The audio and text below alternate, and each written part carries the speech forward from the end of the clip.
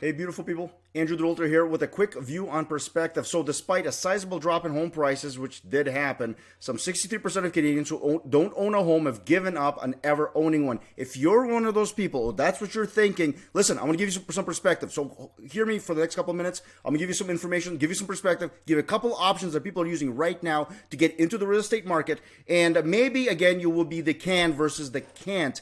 And of course, so okay, this is one of many examples like this. And findings show that while 76% of respondents do think real estate is a great investment because it is, etc., they think home ownership is now only for the rich. Okay, perspective. Let me show you some cans versus these can'ts. So, go to the next slide. Move myself over here. Okay. Sorry for the lag time there.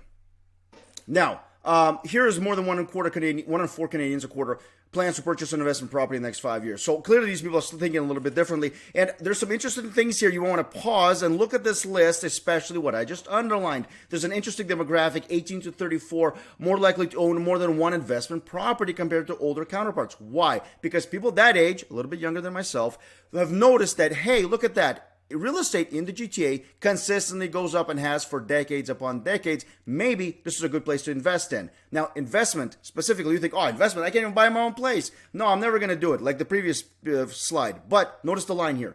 15% of these residential homeowners, many of whom are 18 to 34, doesn't mean that the age just shows you that people can do it. They don't own their primary residence. What I mean is they don't own the place they're living. They're renting. They're living with family, but they own an investment property. Stop for a second and think about that. I've got clients like this. They live at home. They have an investment property that's being rented out. Maybe it doesn't cash flow. Maybe they have to pay a couple $100, maybe $300 a month extra on top of what their renters are paying for the mortgage and everything else. Big deal? Well, it's not nothing. But think of it this way. $300 a month times 12 months. That's $3,600. They're out $3,600 a month. Now, what do you think the appreciation on that property is per year? So, see, I've got clients that were first-time home buyers or people had not owned in a long time and had been renting, and they bought something. Sometimes they live in it, sometimes they don't, then rent it out. Those people have in equity $250, $300, $400, $500,000 over the past 5, 6, 7, 8, 9 years. Now, you tell me, how long would it take you to save $250, $300, $400,000 in your bank account? 10 years, 20 years, 30 years, forever? For some of those folks, that is the only way they could have done it because they're normal people making normal salaries, just working their way through life. But they purchased property a while back, and now they have tons and tons of appreciation because that's the way things work in the GTA with the immigration, the hot demand, and everything else. Look at the interest rates. Look how high they are versus where they were just over a year ago. And hey, prices going up.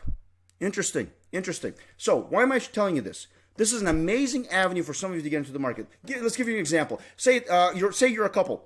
Just pretend you're a couple. Two incomes, so two-income household. Maybe you have a child. Maybe you have a couple of children. Maybe you don't. But the fact is, combined income, you still can't afford the kind of place that you would like, your dream home, or where you would like to kind of settle in. So you're renting. Very normal. And you think, like those people on the first slide, you're going to be renting forever. What if not? What if you were to purchase something much smaller than you would normally take for yourself, but you can rent it out? A bachelor, a one-bedroom condo, perhaps a duplex elsewhere, way outside of town where you wouldn't live because that's not where you live, but other people do, and they could rent from you, and the appreciation's there. See, it's a simple thing, but a lot of people don't think of it that way. They think, I have to move into the first thing I buy.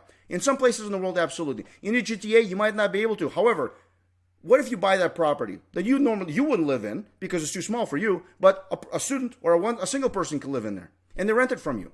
And say you have negative cash flow, but 5 years down the line, you're out, I don't know, 20 grand in terms of negative cash flow, but the property's up $150,000.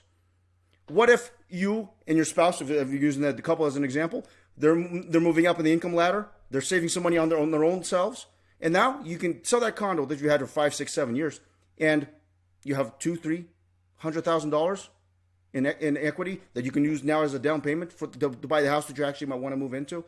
The point being, once you're in the market, you're in the market. The problem for most people is getting into the market, and sometimes they think it has to be the perfect home, or it has to be the home for themselves. Stop for a second and think. Siblings get together, buy a property by themselves. I've seen that. Friends getting together, buying a property, often an investment property, so there's no arguments of who uses which bathroom, who gets the bigger bedroom. Rent it out. Don't live in it, but you're in the market.